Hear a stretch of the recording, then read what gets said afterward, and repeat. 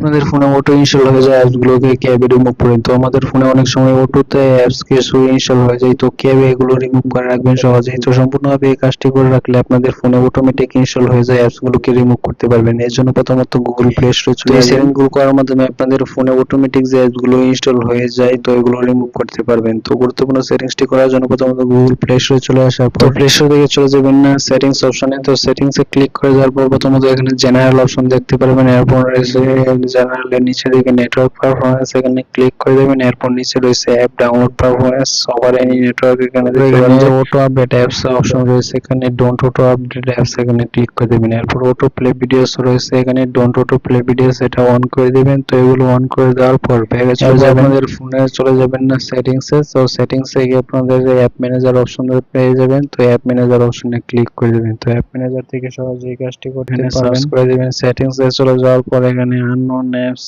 Install unknown apps এখানে click করে দেবেন। এরপর এখানে ইনস্টল আননোন অ্যাপস এ ক্লিক করে দেওয়ার পর এখানে আপনাদের অ্যাপস গুলোকে দেখতে পারবেন। তো যে জায়গা থেকে আপনাদের অ্যাপসটা ইনস্টল হয় ক্রোম ব্রাউজারে এখানে দেখুন যেটা অ্যালাউ করে দিবেন, অ্যালাউ আননোন অ্যাপস এটা অ্যালাউ করে দিবেন।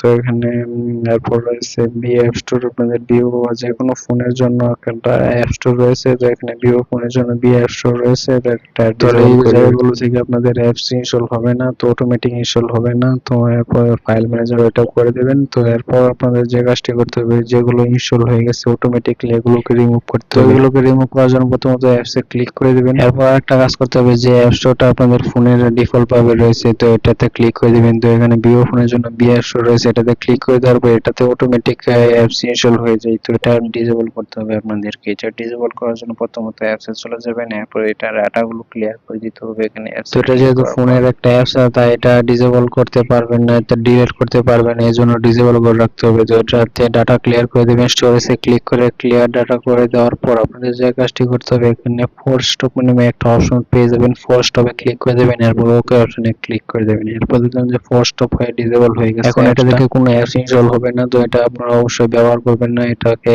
অ্যালাউ দিলে আপনাদের অটোমেটিক অ্যাপসগুলো ইনস্টল হবে। তো এখন যেগুলো ইনস্টল হয়েছে এগুলোতে ক্লিক করে দেবেন এবং এটা ডাটা ক্লিয়ার করতে হবে। প্রথমত স্টোরেজে ক্লিক করে ডাটা ক্লিয়ার করে আনইনস্টল অপশন পেয়ে যাবেন, এখানে আনইনস্টল ক্লিক করে দেওয়ার পরে এটাগুলো ইনস্টল হয়ে যাবে। তো এই নিয়মটি ফলো করে সবকিছু আপনারা ইনস্টল করে দেবেন। এছাড়া আপনাদের ফোনের অ্যাপ ম্যানেজার থেকে ইনস্টল আননোন অ্যাপসে ক্লিক করে আপনাদের ওই সেটিংগুলো করে রাখলে আপনাদের ফোনে অটোমেটিক ইনস্টল হবে না। এগুলো যারা ভিডিও দেখছেন তারা অবশ্যই প্লিজ একটা লাইক করে দিন, ইউটিউব চ্যানেল সাবস্ক্রাইব করে রাখলে পরবর্তী ভিডিও পেতে চ্যানেল সাবস্ক্রাইব করে রাখুন। সকলকে ধন্যবাদ সম্পূর্ণ ভিডিও দেখার জন্য।